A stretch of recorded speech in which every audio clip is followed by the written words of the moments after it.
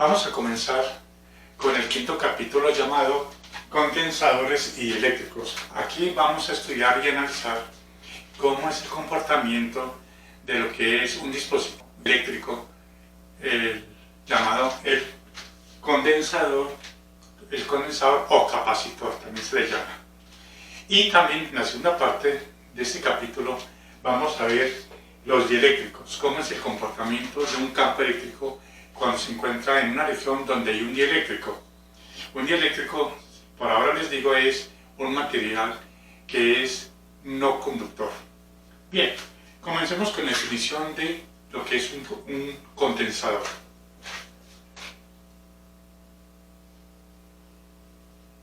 Condensador.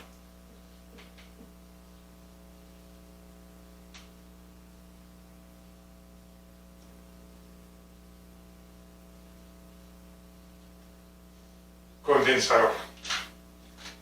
Condensador es todo dispositivo o todo sistema que está compuesto básicamente por dos conductores. Dos conductores en los cuales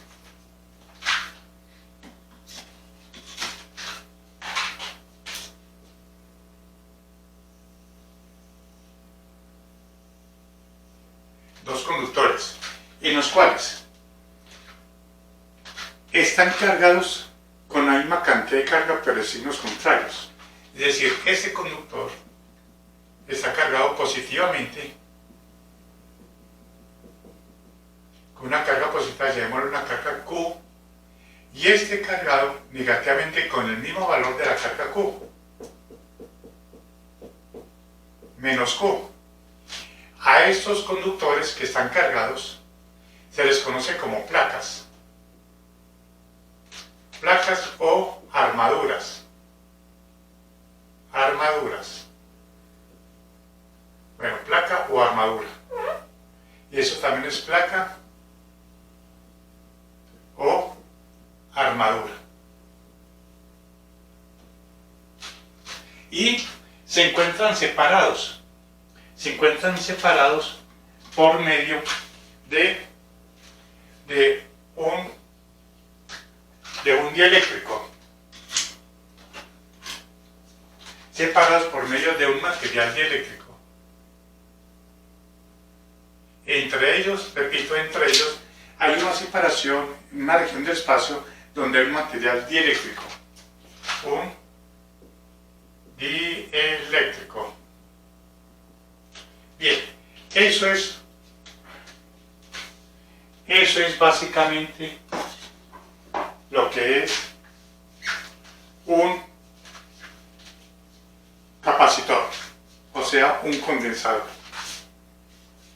Repito, un condensador o un capacitor está compuesto básicamente por dos conductores, llamados placa o armadura, cargados con igual cantidad de carga eléctrica, pero de signos contrarios, y separados por medio de un dieléctrico, que es un material aislante. Eso es en sí lo que es un condensador. Bien.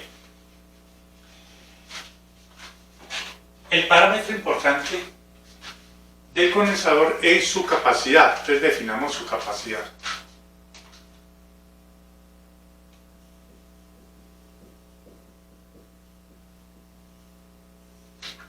Capacidad.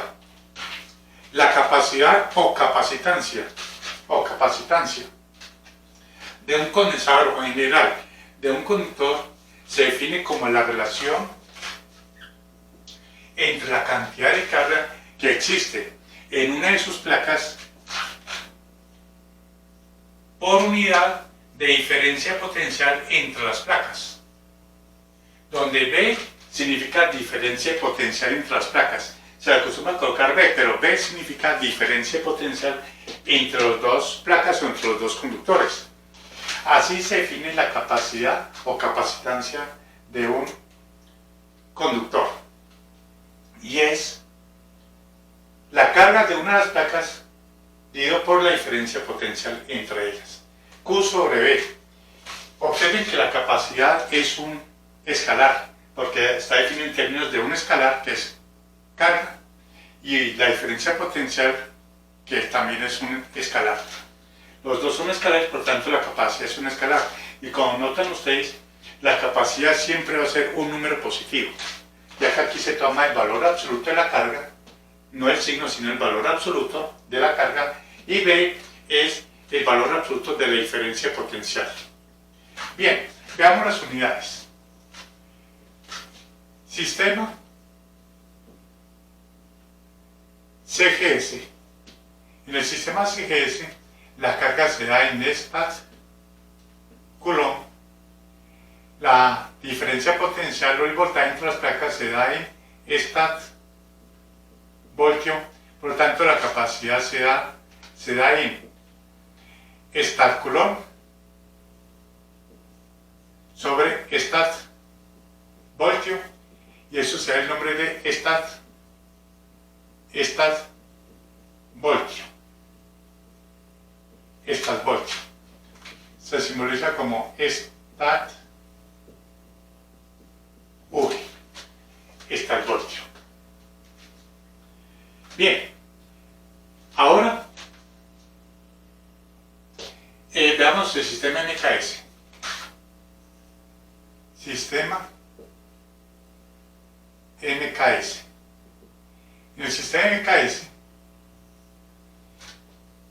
la carga se da en coulombios, la diferencia potencial se da en voltios, por lo tanto la capacidad se da en coulombios sobre voltio, y coulombios sobre voltio se da el nombre de Faraday en honor a Michael Faraday. Faraday o Faraday. El faradio, y se abrevia con la letra F mayúscula. El faradio. Coulombios sobre voltio. Coulombios sobre voltio. Coulombios sobre voltio se da en faradio. Se abrevia con la letra F mayúscula. Bien, sobre todo vamos a utilizar, como siempre, el sistema MKS racionalizado, que la capacidad o capacitancia se da en faradios. Resulta que como la carga es muy grande, la unidad de la capacidad, el valor de faradios es una capacidad muy grande. Vamos a verlo más adelante, que efectivamente es muy grande. Un faradio es una capacidad demasiado grande, que técnicamente pues, no existe, como lo vamos a ver más adelante. Por eso se utilizan, para los condensadores, se utilizan los submúltiplos.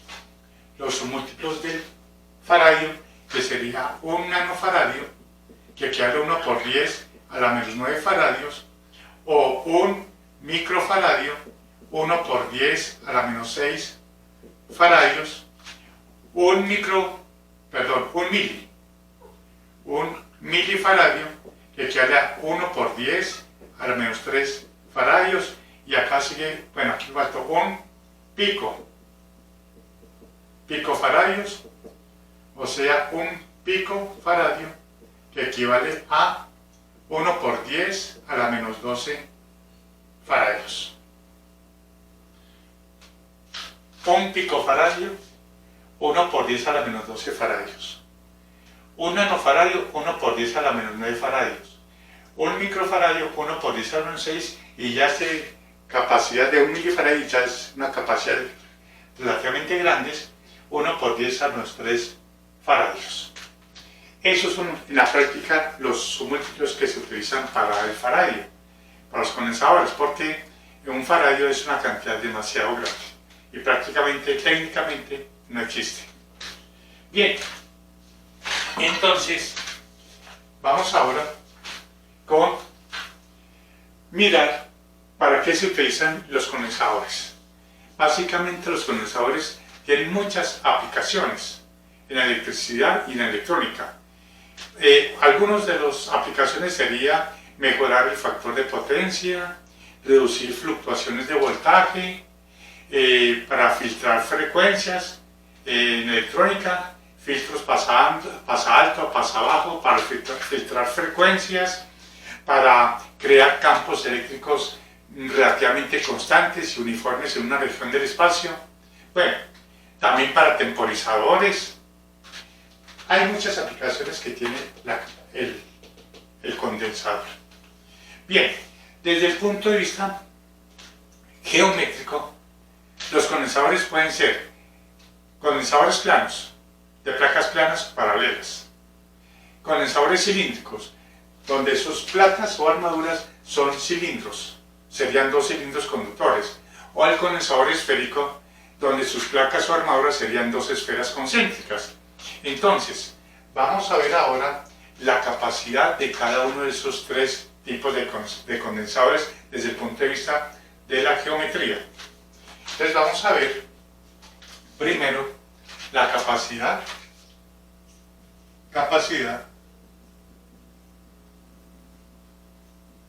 de un condensador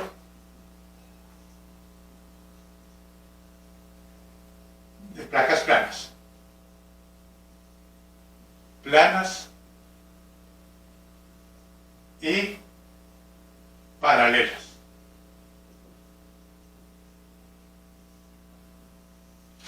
Condensador de placas planas y paralelas. Bien. Capacidad de un condensador de placas planas y paralelas. Entonces, un condensador de placas planas y paralelas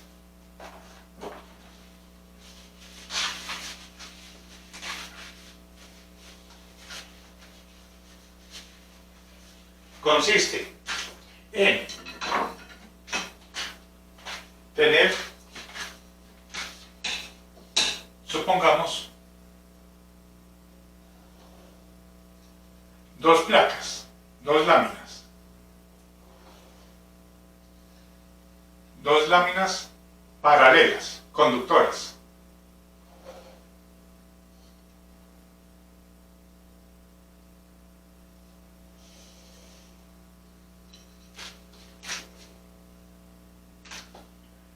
Dos láminas paralelas conductoras. Supongamos que esta es una carga positiva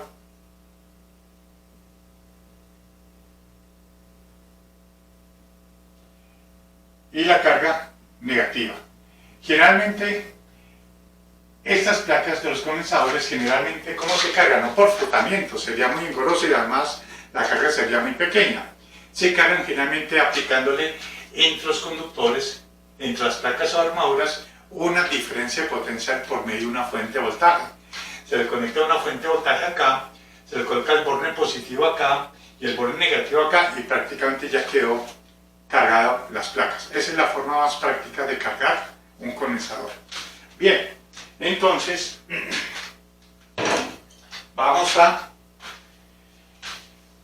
supongamos que las dimensiones son las siguientes. La distancia de separación entre las placas del condensador es una distancia D. Vamos a suponer que esas placas son muy largas, mejor dicho, son muy anchas, o las dimensiones de las placas son muy grandes con respecto a la distancia de separación entre ellas. Supongamos que esta sea una placa y la otra placa de las mismas dimensiones acá. Entonces, la distancia puede ser una distancia del orden de 1 milímetro, 2 milímetros, 3 milímetros, donde esta distancia entre las placas es muy pequeña con respecto a las dimensiones de la lámina. Ahí, esas son las condiciones que vamos a tomar acá. Entonces, vamos a suponer que tiene una carga Q y menos Q. Vamos a hallar la capacidad de ese condensador. La fórmula que tenemos es esta, Q sobre V. Entonces tenemos que Q es igual a Q sobre V, donde Q es la cantidad de carga que existe en las placas y V es la diferencia potencial entre las placas. Calculemos esa diferencia potencial entre las placas, esa diferencia potencial acá, V. ¿Cómo se calcula? Pues sabemos que aquí adentro hay un campo eléctrico creado por esas cargas en las placas, y ese campo eléctrico va de más a menos. Y como he dicho,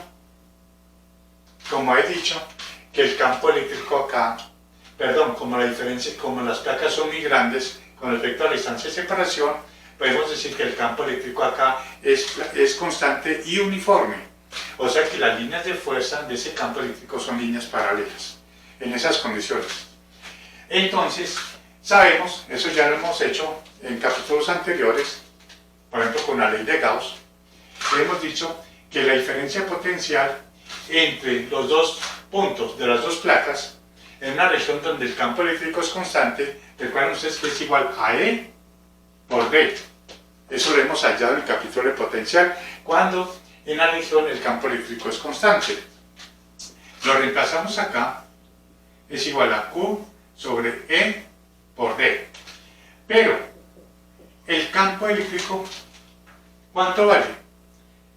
En esa región vacía es sigma sobre Epsilon sub 0. ¿Recuerdan eso? Que es el campo eléctrico en puntos cercanos a una lámina cargada. Como esas son láminas, el campo eléctrico en puntos cercanos a esa lámina tiene ese valor, donde este es sigma, la densidad superficial de carga de las placas, sobre Epsilon sub 0. De acá tenemos que lo reemplazamos acá y nos quedaría Q sobre sigma sobre Epsilon sub 0 por D. Pero sigma es carga por unidad de área o por unidad de superficie. Carga por unidad de superficie de la placa. Por lo tanto, lo reemplazamos y nos quedaría que la capacidad es igual Q sobre área epsilon por D. Cancelamos esto y nos quedaría epsilon área sobre D. Entonces tenemos que la capacidad es igual a epsilon sub 0 área sobre D.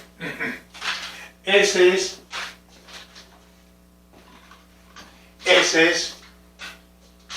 la capacidad de un condensador de placas planas y paralelas. La capacidad de un condensador de placas planas y paralelas. Esa es la expresión.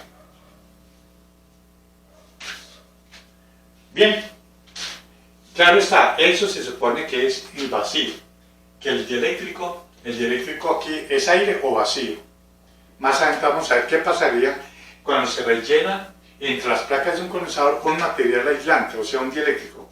Vamos a ver qué le ocurre a la capacidad. Entonces, físicamente, como les dije acá, ¿qué es la capacidad? La capacidad es la aptitud que tiene un condensador para almacenar grandes cantidades de carga eléctrica en sus placas o armaduras, manteniendo una diferencia de potencial relativamente baja. Eso es lo que significa la capacidad de un condensador o de un conductor.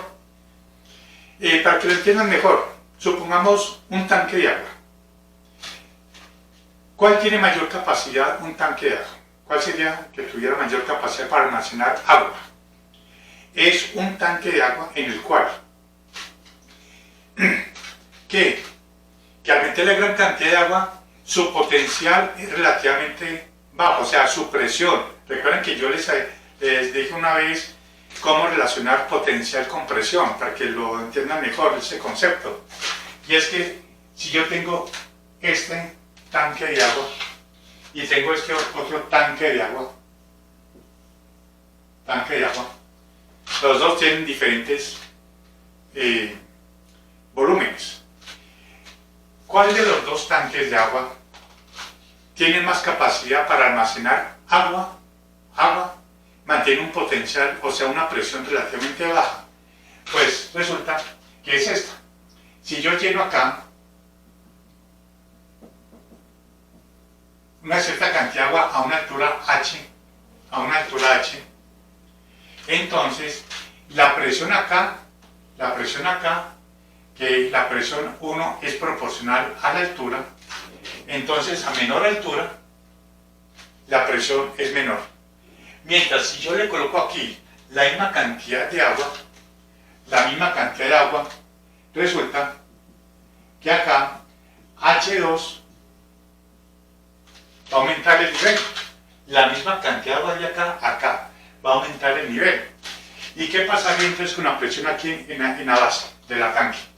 Pues como saben ustedes que la presión es directamente proporcional a la profundidad, tenemos que aquí la presión es proporcional a H2. Como H2 es esta altura, por lo tanto la presión acá va a ser mayor que la presión acá. Entonces, ¿cuál de las dos va a tener mayor cantidad de agua manteniendo una presión relativamente baja? Pues la de este tanque. Eso mismo ocurre acá. Es la capacidad que tiene un conductor para almacenar gran cantidad de carga, aquí sería almacenar gran cantidad de agua, pero manteniendo una presión relativamente baja. Mire que acá es relativamente baja, mientras que aquí, con la misma cantidad de agua, se eleva la presión. Por lo tanto, ese tiene mayor capacidad que este tanque. A eso mismo nos referimos con la capacidad eléctrica o la capacitancia. Es la capacidad que tiene ese dispositivo para almacenar grandes cantidades de carga eléctrica manteniendo un potencial o una diferencia potencial relativamente baja. Ese es el concepto. Bien, vamos para la capacidad para un condensador cilíndrico.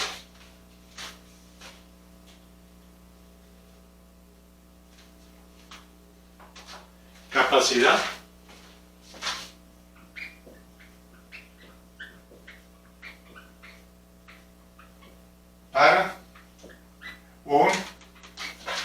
condensador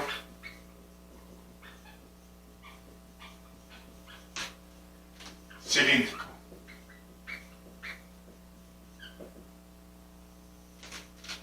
Capacidad para un condensador cilíndrico. Vamos a suponer que ya nuestro condensador consta de dos cilindros concéntricos, uno con respecto al otro, y esos dos cilindros concéntricos son conductores. Van a ser las veces de las placas o armaduras. Supongamos esto. Vamos a mirarlo de una manera lateral.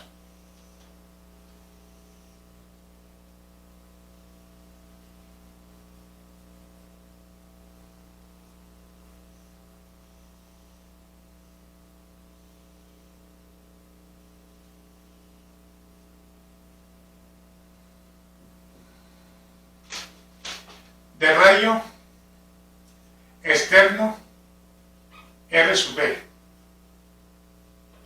y de rayo interno R sub A. De rayo interno R sub A.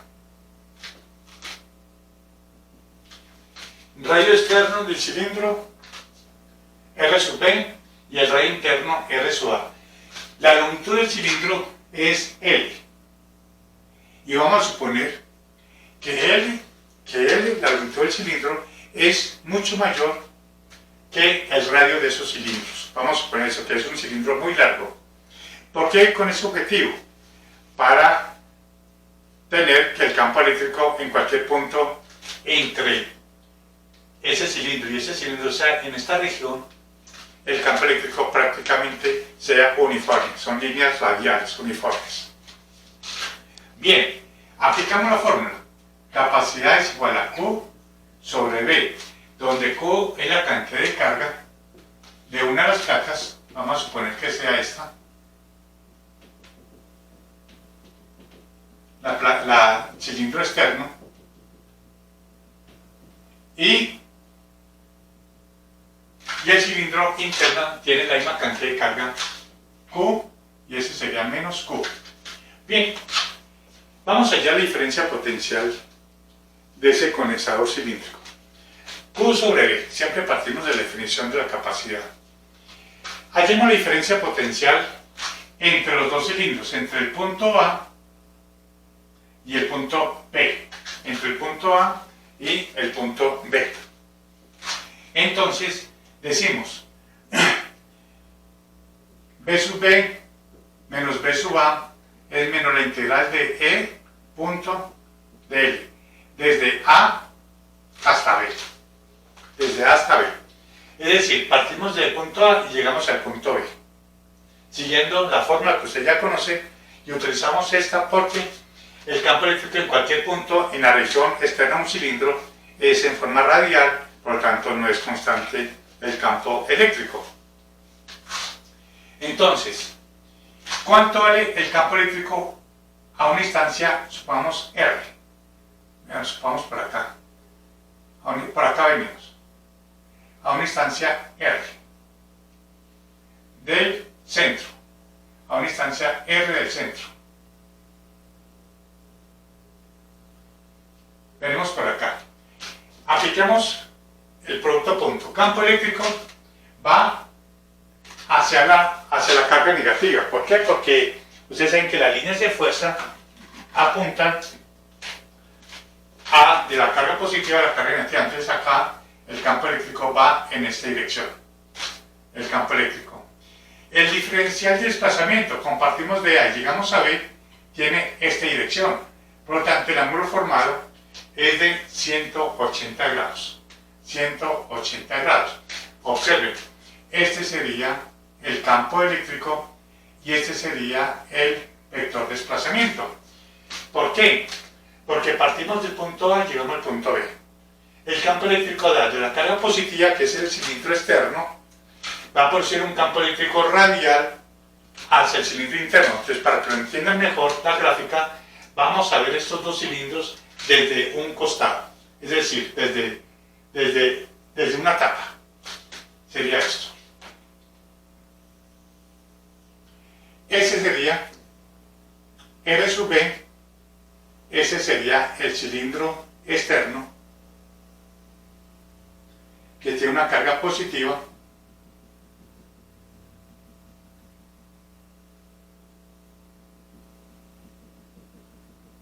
y de radio R sub B.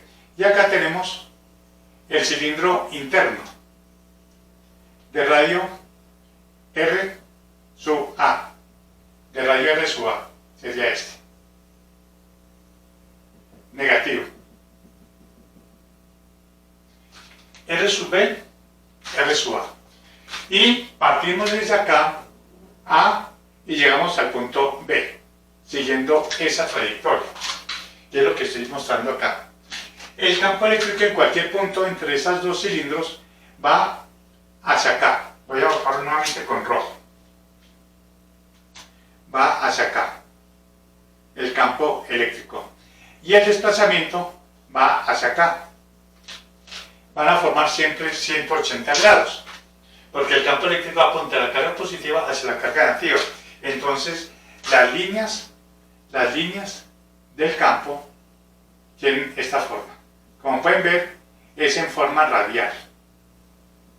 En forma radial.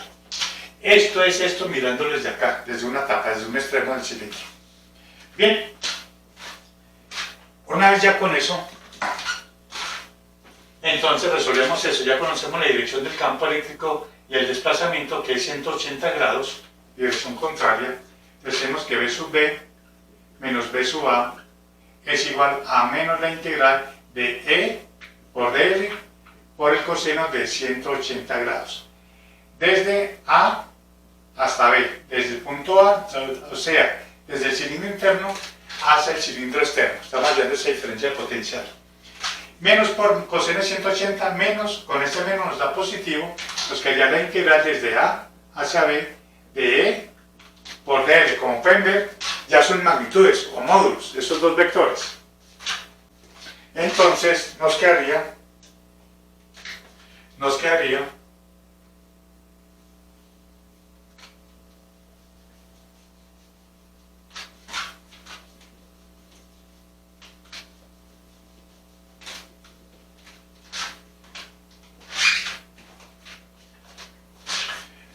que B sub B menos B sub A será igual a la integral. La magnitud del campo eléctrico acá, a una instancia R del centro de los dos cilindros, a una instancia, digámoslo, a una instancia R. A una instancia R. O sea, desde el centro hasta acá, donde estábamos averiguando el campo eléctrico, a una instancia R. El campo eléctrico externo a un cilindro, como lo vimos varias veces por ley de Gauss y por campo eléctrico, vimos que se comporta el cilindro, desde el punto de vista del campo eléctrico, se comporta como si el cilindro fuera una varilla delgada. Y eso ya lo vimos.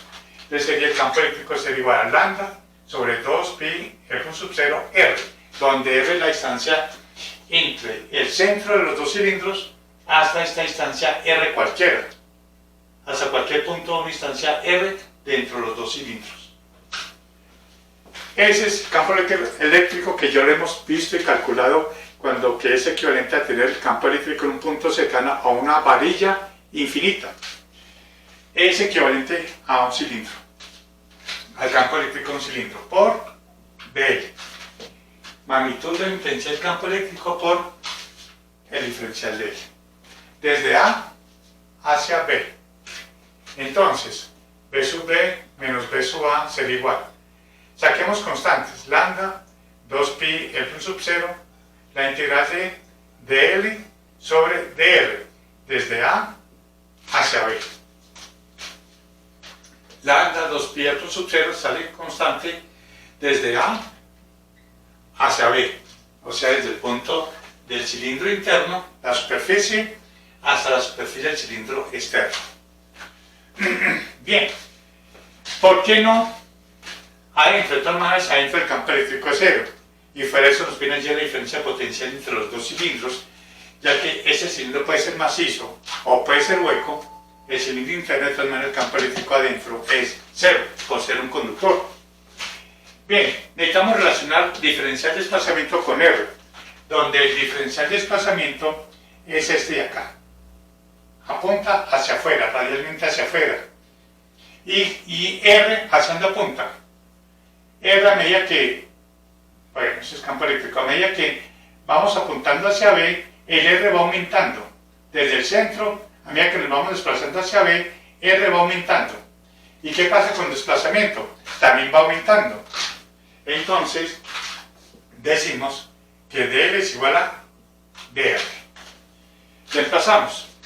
B sub d menos B sub a será igual lambda 2pi L1 la integral de dr sobre r. Perdón, aquí no es dr. Este es dl sobre r. Sobre r. dl sobre r. Como dl es igual a dr, por lo que se acaba de mostrar, ya quedó la integral en términos de R, entre la distancia entre el centro o cualquier punto fuera del centro. ¿Y de dónde parte? Desde A hacia B, y como estamos hallando la distancia con respecto a R, la distancia de R hasta aquí, hasta ese cilindro, lo hemos llamado el radio R sub A. Y cuando llega al punto B, el radio es RB. Por lo tanto, en términos de R, sería R sub A hasta R sub B. La integral de esto, la integral de esto es lambda 2pi L1 logaritmo natural de R sub B sobre R sub A. Pero R sub B, ¿qué es? De una vez, R sub B, bueno, así lo llamo con mayúscula, ¿no? Ya con mayúsculas, que son los cilindros, los rayos de los cilindros, interno y externo, desde R sub A hasta R sub B. Integrando nos quedaría desde R sub B menos R sub A. Vamos a hacerlo paso por paso. La integral de esto sería logaritmo natural de R, desde R sub A hasta R sub B. Y esto nos quedaría que B sub B menos B sub A sería igual lambda 2pi L1 por logaritmo natural calculado en R sub B menos R sub A. Logaritmo natural de R sub B menos logaritmo natural de R sub A. Y esto sería igual 2pi L1 es lo mismo que tener logaritmo natural de R sub B sobre R sub A. Esta es la diferencia potencial B, que es B sub B menos B sub A. pones allá esta diferencia potencial entre los dos conductores, las dos placas, que es B, o sea V, que es esto mismo, entonces lo reemplazamos. Capacidad es igual a Q sobre la diferencia potencial. Le acabamos de hallar lo que es esto. Lambda 2pi E con sub 0, logaritmo natural de R sub B, R sub A. Pero lambda, ¿qué es? Lambda es carga por unidad de longitud. Lambda es carga por unidad de longitud sobre 2pi epsilon sub 0 por logaritmo natural de R sub B sobre R sub A. Q y Q se cancelan. Esto pasa arriba. Entonces nos quedaría que la capacidad es igual a 2pi epsilon sub 0 L sobre logaritmo natural de RB sobre R sub A. Y así obtenemos la capacidad de un condensador cilíndrico, que entre las placas existe aire o vacío, y el 2pi epsilon sub 0 L, donde L es la longitud del cilindro, dividido por la logaritmo natural del radio externo sobre el radio interno, el logaritmo natural de ese cociente. Como notan ustedes, hasta ahora lo que han notado es que la capacidad de un condensador de placas planas y paralelas, la capacidad de un condensador de cilíndrico, como notan ustedes, no depende ni del voltaje, ni de la capacidad, ni de la carga. Observen, solamente depende de la forma geométrica y de las dimensiones de esos condensadores. Eso es lo que se ha visto hasta ahora. Entonces, ahora veamos el otro tipo de condensador, el esférico. Sería capacidad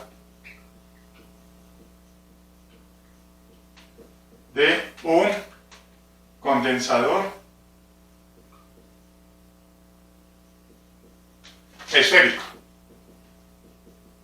esférico. Capacidad de un condensador esférico. Bueno, como su nombre lo indica, un condensador esférico las placas serían dos esferas concéntricas y el espacio entre ellas es aire o vacío, porque estamos hallando condensadores en el aire, cuyo dieléctrico es aire o vacío. Entonces vamos a suponer que las dos esferas son de radio interno R sub A y radio externo R sub B. O sea, más o menos sería esto. Dos esferas, una esfera hueca con carga positiva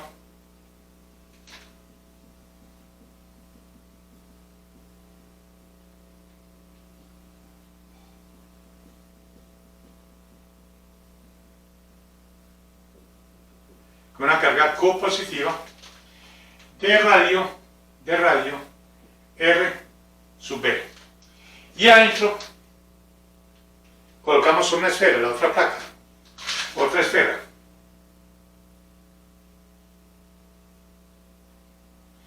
De carga negativa, de igual valor,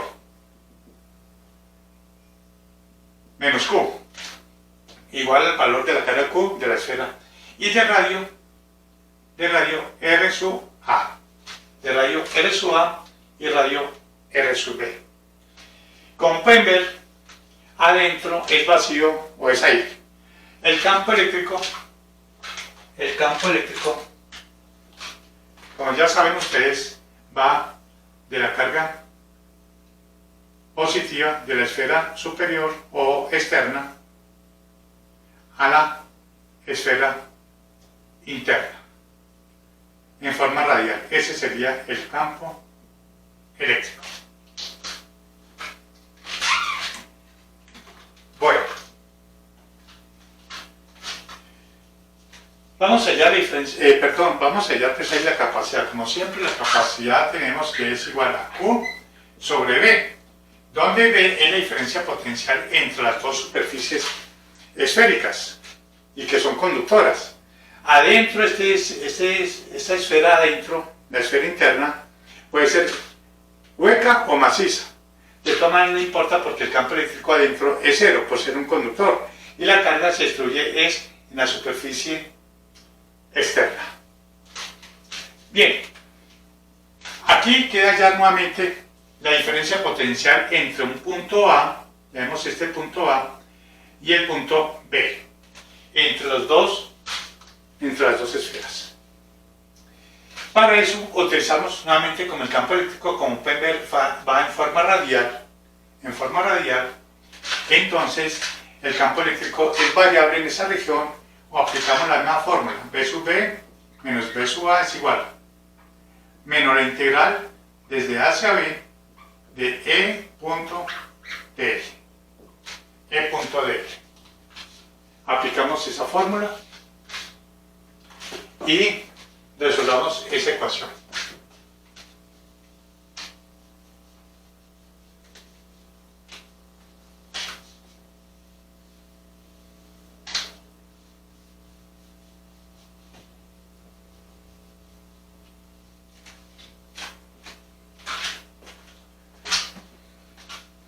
Sería B sub B menos B sub A sería igual menos la integral de E por dl por el coseno, miremos a ver. Supongamos que la carguita de prueba, la que se está moviendo desde A hacia B, la agente externo, se encuentra a una distancia del centro de R, a una distancia R del centro. Ahí viene, campo eléctrico, va hacia acá, campo eléctrico, y el desplazamiento va acá, desplazamiento.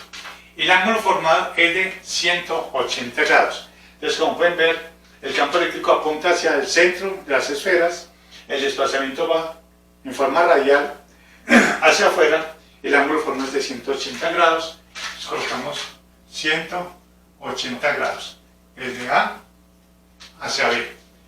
Eso será igual. Coseno de 180 por ser menos nos da positivo, nos quedaría la integral desde A hacia B de E por dl. Pero el campo eléctrico, la magnitud del campo eléctrico acá, a una distancia R del centro, es el campo eléctrico en un punto externo a esta esfera. Y ya saben ustedes que el campo eléctrico en un punto externo a una esfera, la esfera se me comporta como una carga puntual. Entonces, eso ya lo habíamos visto en la ley de Gauss.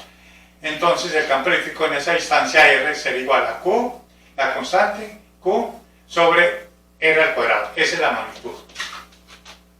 Entonces, nos quedaría que B sub B menos B sub A es la integral desde A hacia B de la constante Q sobre R al cuadrado por D. Por D.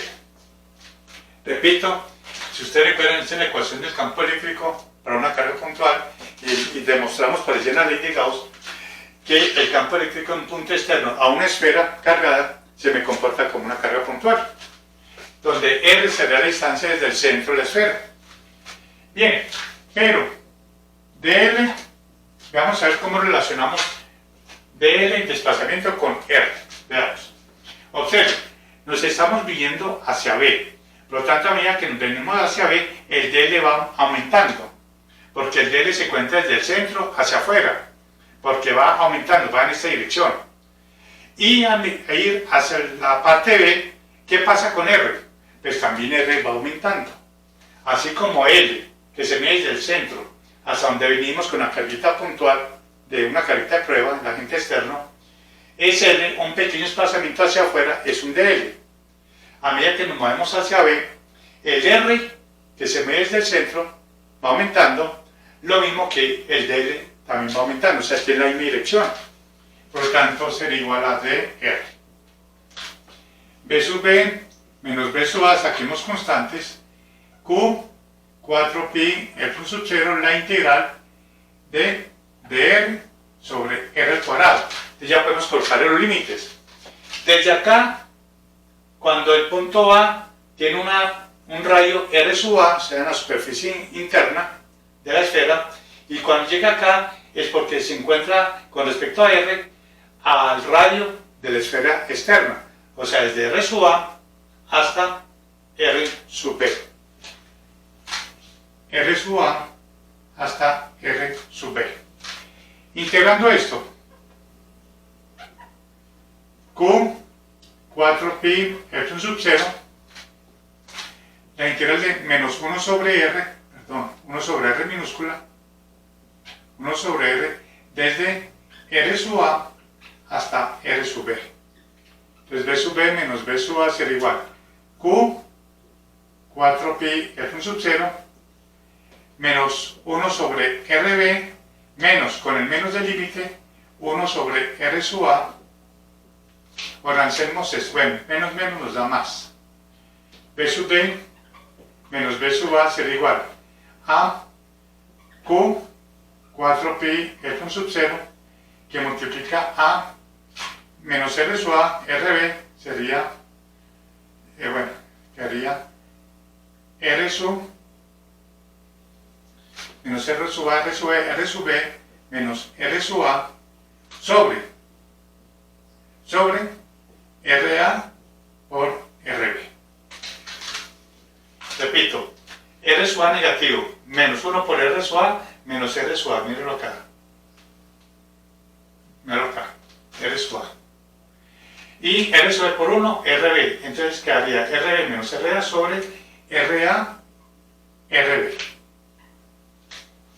Esa es la diferencia potencial, B o V. Lo vimos acá, nos quedaría que capacidad quedaría como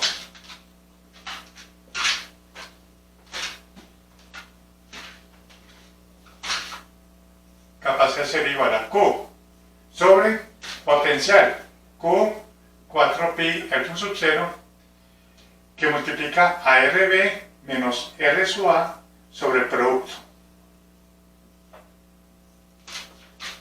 Y organicemos esto.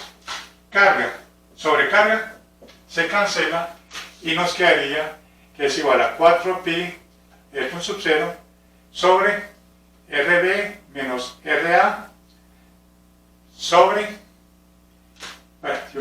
sobre RA por RB. Organicemos esto. Que la capacidad sería igual 4pi Epsilon sub 0 RA RB sobre RB menos R sub A. Y así obtenemos la expresión de la capacidad para un condensador esférico, cuya región entre las placas es vacío o es aire. Noten nuevamente que la capacidad para un condensador esférico no depende para nada de la carga eléctrica incluida o almacenada en las placas. Miren que solamente depende de la forma geométrica y de las dimensiones de esa forma geométrica, que en este caso es una esfera o un condensador esférico. Bien, ahí ya hemos hallado las expresiones para los tres tipos de condensadores básicos que se nos pueden presentar: condensador de placas planas y paralelas, condensador de cilíndrico y condensador esférico. Bien, básicamente estas expresiones es para que el que vaya a diseñar un condensador de una forma determinada ya sepan cuál sería la capacidad que debe tener dependiendo de la forma y de las dimensiones que fabriquen ese condensador. Una vez que se fabrica con esos valores, eso ya quedó fijo, porque ya esos valores dependen de las dimensiones de los condensadores y eso nunca va a cambiar. Una vez que se venda, eso va a tener un valor fijo, la capacidad. Bien, veamos el símbolo eléctrico de la capacidad. Símbolo eléctrico. Símbolo. Símbolo. Símbolo eléctrico.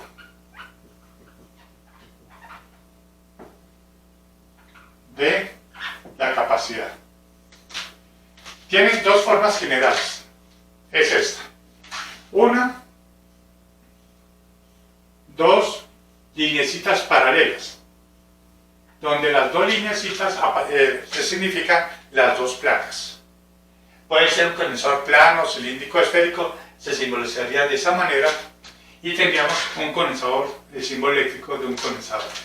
O la otra forma, que generalmente se simboliza para hacer un condensador electrolítico, donde ya un condensador electrolítico, ya adentro ya existe un electrolito, una sustancia química que sirve como dieléctrico ahí, entre las placas.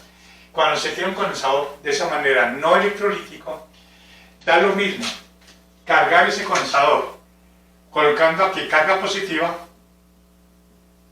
y carga negativo por medio de una fuente de voltaje, o puede intercambiar los bornes, cambiarlo y pasarlo aquí, carga negativa y carga positiva. Eso significa que no hay una polaridad definida para ese tipo de condensador, como por ejemplo los condensadores cerámicos, los que se parecen a una lenteja. Los cerámicos, algunos se parecen a una lentejita pequeña y son de capacidades del orden de los microfaradios o picofaradios, muy pequeñita la capacidad. Bien, y el otro tipo de condensador, desde el punto de vista del símbolo eléctrico, es este.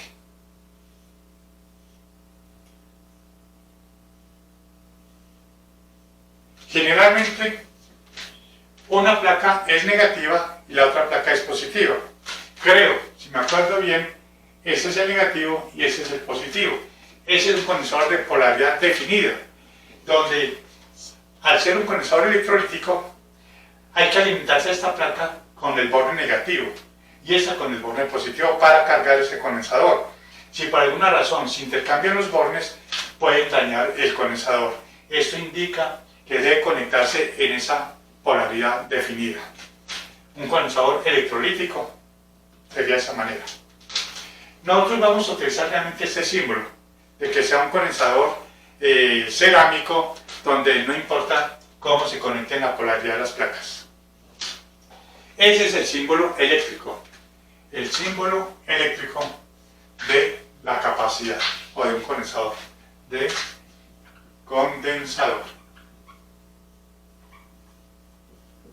capacidad eléctrica del condensador.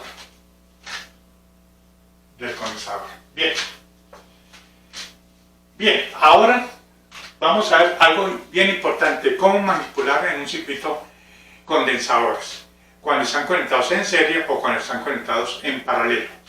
Entonces vamos a ver cómo se resuelven circuitos eléctricos en los cuales están conectados condensadores, ya sea como una conexión serie o una conexión en paralelo. Entonces vamos a ver la capacidad equivalente de esos dos tipos de conexiones. Veamos acá.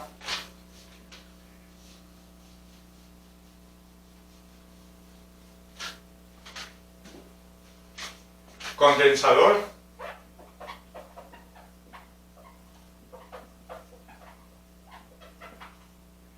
en serie. Condensadores en serie. Bien, vamos a ver qué pasa con la capacidad equivalente cuando se conectan varios condensadores en serie en un circuito. ¿Qué pasa con su capacidad total? Para eso, para no alargar mucho, coloquemos solamente 3 condensadores en serie. Supongamos estos condensadores. Y vamos a utilizar este símbolo, indicando que los condensadores pueden ser esféricos, cilíndricos o intercambiados, un esférico, un cilíndrico y un plano. Eso ya no nos importa la forma. ¿Por qué? Porque ya nos interesa es el valor de su capacidad. Recuerden que, de pronto ustedes habrán visto, los condensadores básicamente son estos. Una especie de cilindro, estoy hablando de la realidad, la práctica. Son un cilindro que generalmente es negro por acá o es azul, generalmente es azul. Aquí tenemos las dos patitas, que aquí están unidas ya a las dos placas adentro. Un condensador. Y realmente acá, en la superficie de ese cilindro, hay una franja negra que coincide con una pata o un terminal. Significa que esa franja negra que coincida con ese terminal es porque aquí debe estar conectado el borne negativo. Esos son los condensadores electrolíticos, que son de buena capacidad, que son del orden de microfaradios, o sea, una capacidad relativamente grande. Y aquí aparecen dos parámetros importantes, que es el voltaje y la capacidad, ahí pintaditos. El voltaje, por decir algo, voltaje de 250 voltios, significa que el máximo voltaje que se debe aplicar acá para cargar ese condensador es de 250 voltios. No puede ser mayor porque ahí mismo el campo eléctrico interno es mucho mayor, rompe la rigidez dieléctrica del espacio que lo rodea y se vuelve conductor y se daña. Por lo tanto, ese voltaje es el voltaje máximo que hay que aplicarle acá para cargar las placas de ese condensador y cargarlo. Y C es la capacidad, que es el parámetro importante, la capacidad. Hay otros, como les decía yo ahora, tienen esa forma. Una especie de circulito en forma de una alberja, pero la alberja no, de una lenteja, en forma de una lenteja. Y con sus alambritos, los dos terminales.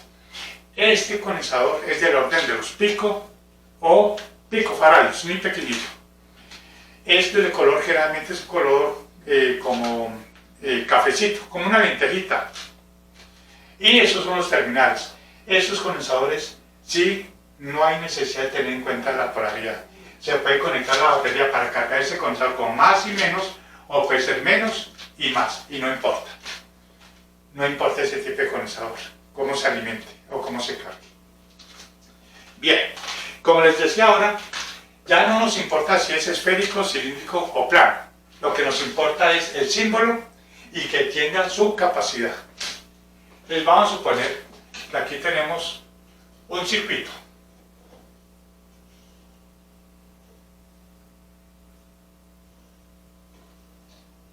Un circuito compuesto por 3 condensadores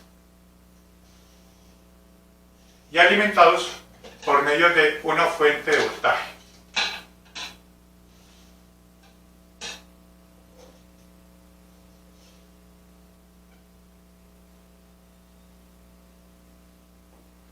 Ese es el símbolo que vamos a hacerlo más adelante cuando estemos en el capítulo de corriente eléctrica. Ese es el símbolo de una fuente de voltaje, DC, corriente directa. Supongamos que tiene un voltaje B, este es más, este es menos, y acá tenemos los dos condensadores, que vamos a simbolizarlo por medio de las dos líneas paralelas.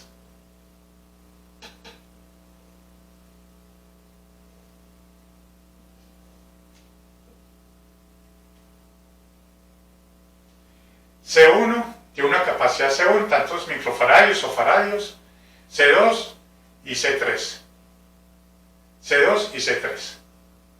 Bien, los conectamos.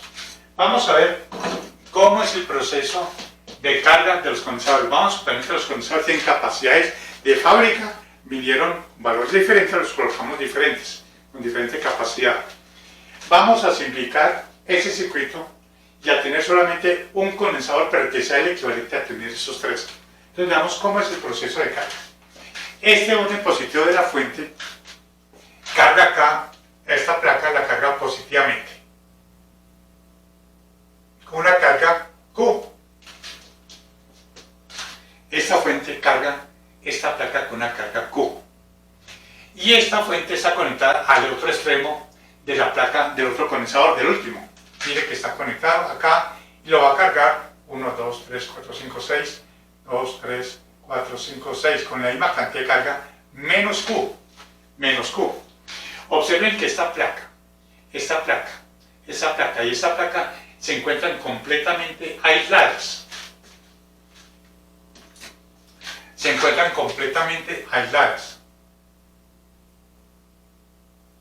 Están aisladas eléctricamente de la fuente. Por lo tanto, veamos cómo se cargan las placas. Acá vemos que esta carga positiva induce a este conductor, que todo esto es un conductor. esa es una placa conductora, y ese es un alambre conductor. Por tanto, todo esto es un conductor, toda esta partecita. Como está neutro, esa carga que hay acá induce a este conductor una carga negativa y que trata de atraerla lo más cercano posible a esta. ¿Recuerdan cuando hicimos o explicamos el proceso de inducción electrostática? ¿Cómo se cargan cuerpos por inducción electrostática? Aquí se cargan los condensadores en serie por inducción electrostática. Esta carga positiva atrae la carga negativa de este conductor que es neutro, la carga acá. La trae con el mismo valor. O sea que aquí quedaría cargada menos Q. Y ya quedó cargada esa placa. Como aquí se trajo la carga negativa, aquí ¿qué quedó? Pues la carga positiva. ¿Con qué valor? Q positivo.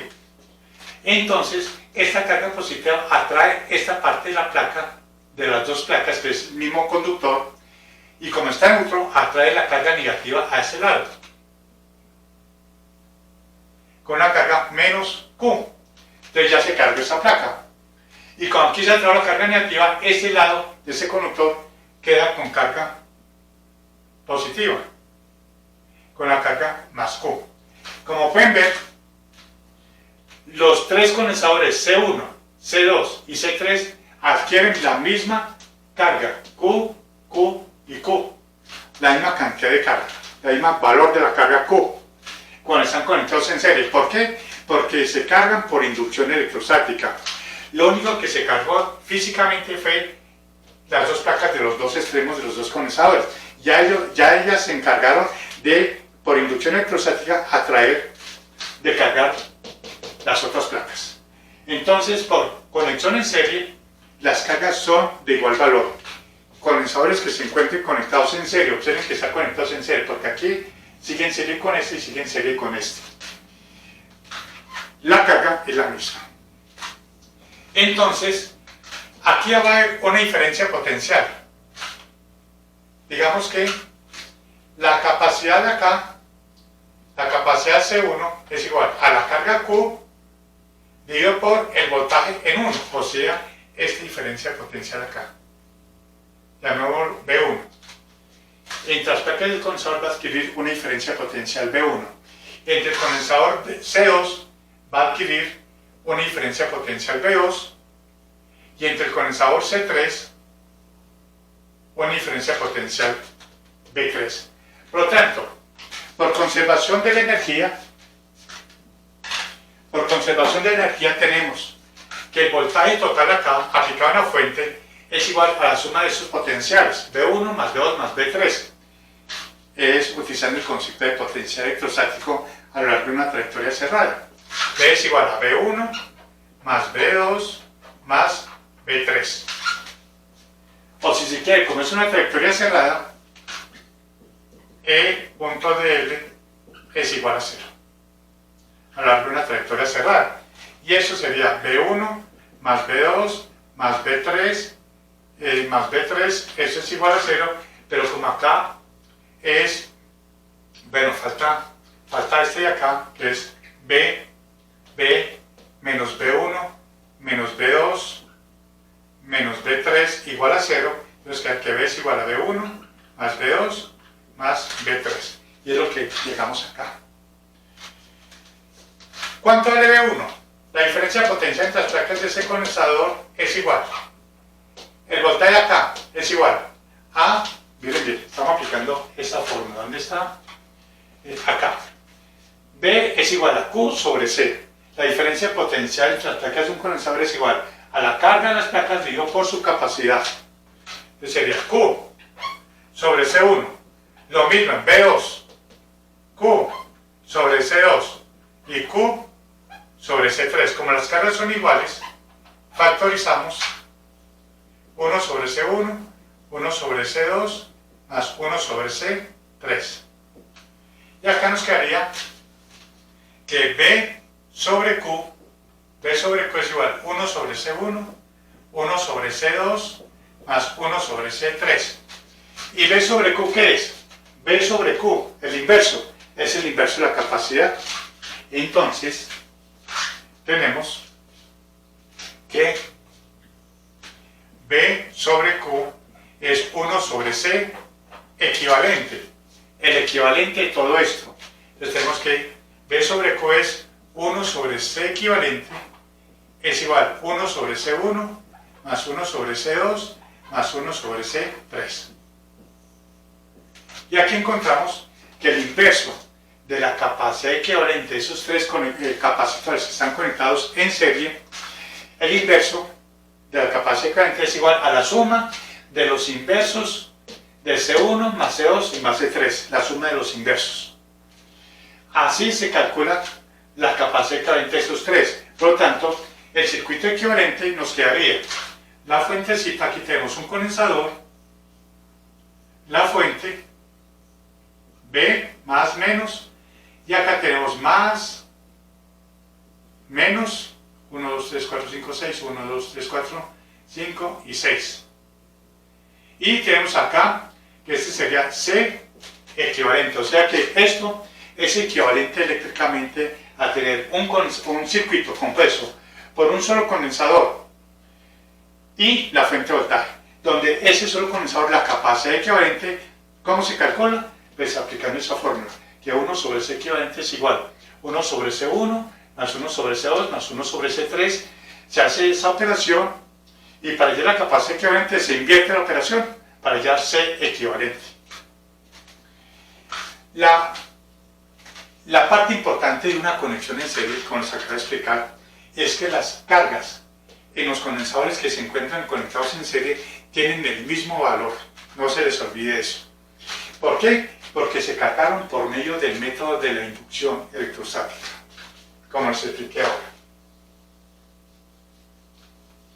Ahora veamos cómo sería la conexión en paralelo y cómo sería la capacidad equivalente cuando se conectan varios condensadores en paralelo. Bueno, aquí coloqué 3 condensadores, pero si ustedes colocan aquí 10 condensadores, 20.000 condensadores en serie, entonces aquí sería 1 sobre C1 más 1 sobre C2 más 1 sobre 3 más 1 sobre C4 más 1 puntos suspensivos más 1 sobre C sub n. El inverso de todas las sumas de todos los condensadores que se encuentren conectados en serie. Aquí utilicé 3 porque trabajé con 3, pero se puede generalizar. Veamos condensadores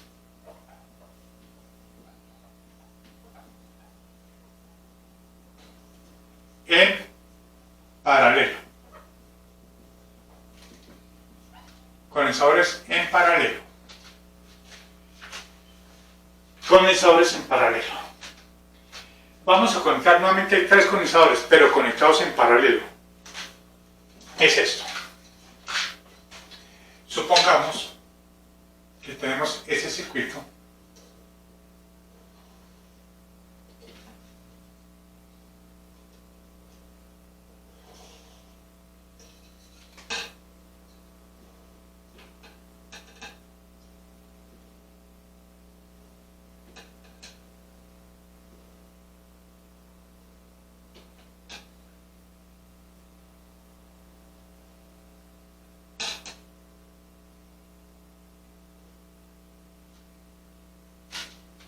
Y tenemos que esa es nuestra fuente de voltaje,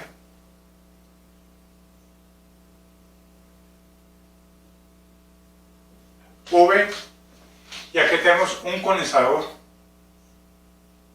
llamémoslo C1, un condensador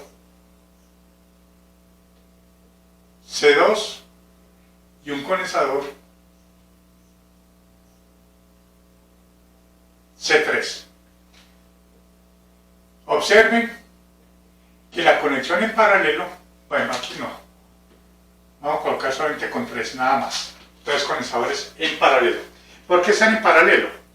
Es porque los terminales de ese condensador coinciden con los terminales de ese condensador y coincide con los terminales de ese condensador. A eso se le llama conexión en paralelo, ya sea para resistencias, bobinas o condensadores. Una conexión en paralelo es cuando sus terminales de cada elemento coinciden con los terminales de los demás elementos. A eso se le llama en paralelo.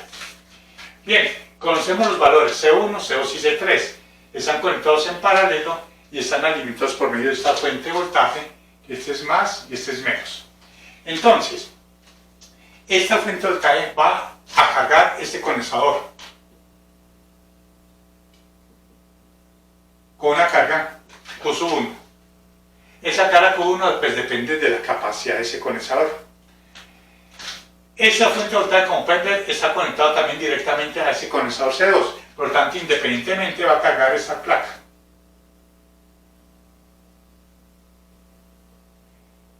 Con una carga Q2. Mire que puede ser diferente. ¿Por qué? Porque la capacidad C1 puede ser diferente a la capacidad C2. Aquí C1, C2 y este C3. Y el condensador C3, mire que está conectado directamente a la fuente, o sea que alimenta de forma independiente de estos a este condensador. Por lo tanto, dependiendo de la capacidad de este condensador, va a cargarlo con una capacidad o con una carga Q3. Como pueden ver, las cargas pueden ser diferentes dependiendo de la capacidad de cada uno de ellos. Entonces, vemos que la carga total que se almacena en este circuito es debido a la carga que se almacena en cada uno de los condensadores, o sea, la carga Q1, la carga Q2 y la carga Q3. Bien, llevemos estas cargas en términos de capacidades. ¿Cómo? Sabemos que la fórmula es, aquí tenemos acá, que C es igual a Q sobre B. Entonces Q es igual a C por B. Entonces tenemos que la carga total es igual a Q1.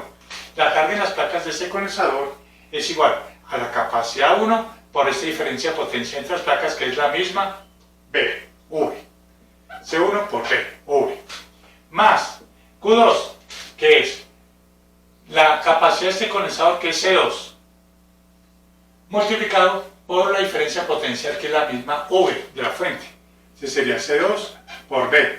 Y análogamente la capacidad, la carga Q3 es igual a la capacidad C3 multiplicado por esta diferencia potencial, que es la misma de la fuente.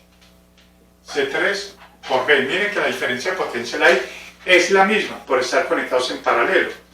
En conexión en paralelo, la diferencia potencial es la misma. La conexión en serie, las cargas son las mismas. Entonces tenemos que factorizamos C1 más C2 más C3 y lo multiplicamos por V. La diferencia potencial acá, que es la misma. Entonces tenemos que Q sobre B es igual a C1 más C2 más C3. ¿Pero qué es Q sobre B? Q sobre B es C, donde C viene a ser la C equivalente o C total de todo esto. Entonces tenemos que C equivalente es igual a C1 más C2 más C3. Y así encontramos que este circuito es completamente equivalente a tener esto. Una fuente de voltaje, V voltios, y acá conectado a un solo condensador cuya capacidad es C equivalente, donde el C equivalente es la suma de las capacidades que están conectadas en paralelo. Si aquí tenemos conectados 20, 10 condensadores en paralelo, sería la suma de esas 20 o 10 capacidades que están conectadas en paralelo. Esta es la fórmula. Miren que simplemente es una suma. Cuando están conectadas en paralelo, como les acabo de mostrar acá, y acá el inverso de la capacidad equivalente es igual a la suma de los inversos de las capacidades que se encuentran conectadas en serie. Tengan muy en cuenta esas dos expresiones. Las características importantes es que la conexión en serie, la carga es la misma de los condensadores que están en serie. Y acá, en paralelo, es que las diferencias de potencia entre las placas son las mismas. ¿Por qué? Porque están conectados en paralelo. Observen, los terminales de este condensador coinciden con los terminales de este y coinciden con los terminales de este. Bien, ahí tenemos ya cómo se calcula condensadores en serie y condensadores en paralelo.